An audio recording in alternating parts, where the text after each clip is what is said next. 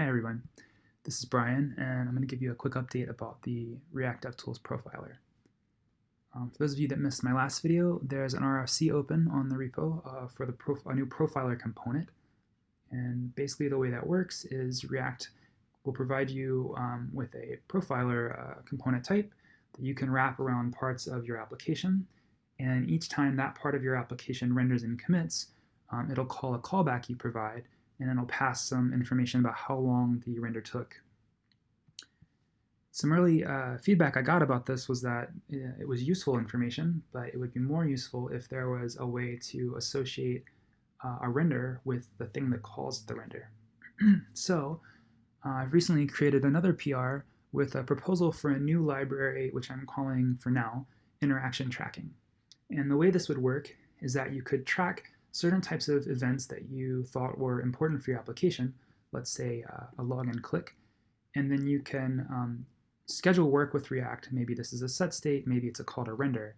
And React will associate the event with the work, and then when it later processes the work and calls the profiler on render callback, it'll tell it this commit took this long, and also this was the interaction that caused it. The neat thing about this is that it lets us also build some functionality into the DevTools Profiler that wasn't there before. So I've made a little to-do app, and I've added some tracking for adding new items, toggling items, and filtering. And I'm just going to show you really quick how that would look in the profiler.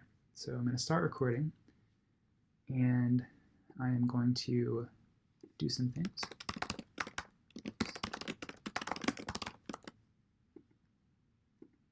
And then you see I'm also going to click this button called Cascading Update, and I'll explain why at the end of the video.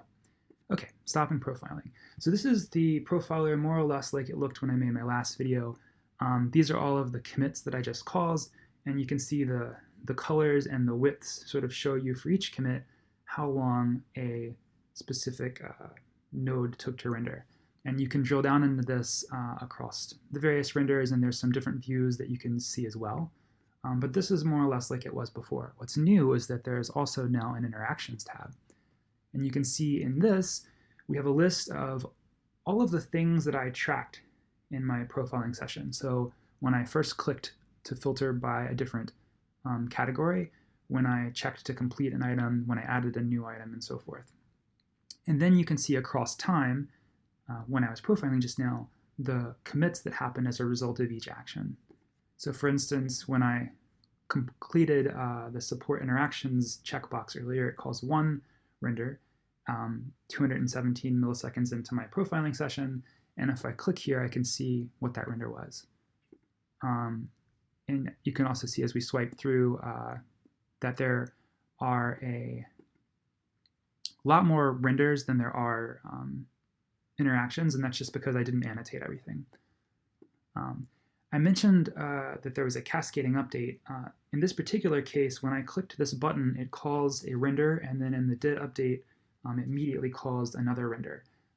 You wouldn't really want to do that in most cases, but in this particular case, it's useful because it shows off the fact that React can track multiple commits in response to a single action, and this will become useful when people start using the new suspense library, because maybe you'll render and you'll pause to load some data, and React might show a placeholder, and then when the data finishes loading, React will render again and show whatever it was blocked on. In that case, the profiler, both in DevTools and the one that I've proposed in the RFC, can associate all of the commits that are involved with the original interaction or event. And in DevTools, you can see also that you can look at each of these interactions separately. So yeah, this is basically a really quick overview. I'd love to hear feedback and ideas. I hope to share sort of a beta build of this profiling component sometime in the near future, but I'm not exactly sure when yet. But yeah, thanks for listening.